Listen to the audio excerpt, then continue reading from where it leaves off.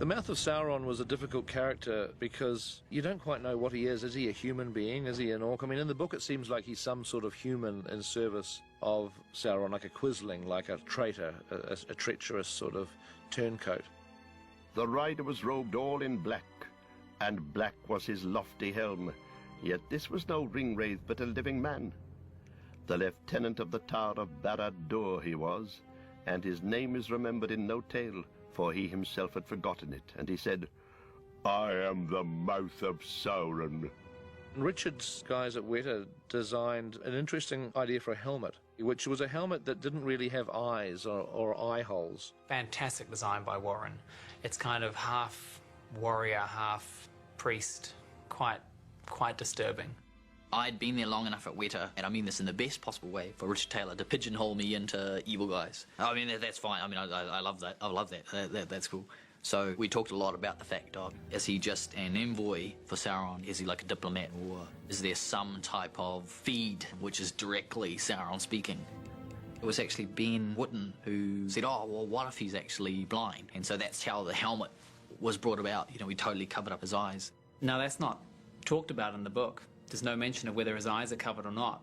But yet, I think it's really cool. I mean, when I saw it, I thought, oh yeah, why not? That's a really nice idea. And then this evil mouth, the idea that every time he spoke, his language was so evil that it would crack the lips or the skin of his face. Mike Asquith sculpted this appliance, and this appliance was just a very, very subtle gelatin appliance that had all these splits in the makeup. We actually tried to do it in such a way that the splits would actually open, and as he articulated, the splits would open and close. We knew they were going to do it a little bit, but we didn't realize it was going to be that much. And it was just like, it was pretty creepy and pretty gross. When Pete told us who he had cast for the Mouth of Sauron, we were really buzzed because we really enjoyed Bruce Spencer's character out in Mad Max, the gyrocopter pilot, this nutty guy. And so we did this makeup on Bruce, and I remember Bruce saying, he says, oh, what did I ever do to Peter? I said, you're not going to see anything of me in this. And all you saw was just this little mouth with these dentures going, what did I ever do to Peter? I've never been so submerged in costume, makeup and masks, etc., as I have been in this. I've got a cold sore that's obviously gone wrong. I haven't been taking my antibiotics. He had a hell of a time because we were shooting at Ruapehu and his horse was misbehaving and he was blind. I mean, he couldn't really see anything. My masters, Sauron the Great, bid thee welcome.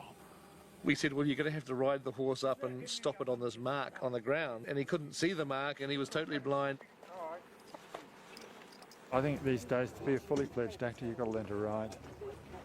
And I never really thought much about The Mouth of Sauron again for years, because we were working on the other movies, and then we got the footage out and we started cutting it together, and I kind of thought that people would be disappointed by it. My masters, Sauron the Great, bid thee welcome.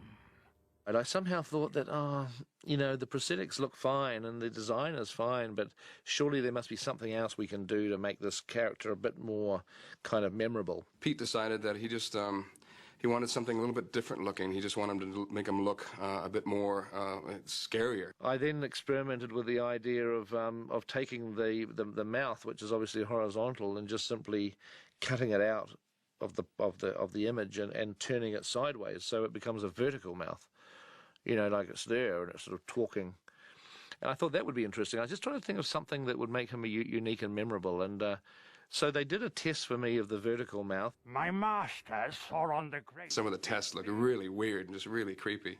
But again, it was going to take quite a lot of time. Pete decided, no, let's not do that. Let's just keep what we had. But basically what Weta Digital did is that they kept our original makeup, but they enlarged it by about 200%, I think it was. My master, Sauron the Great, bids thee welcome.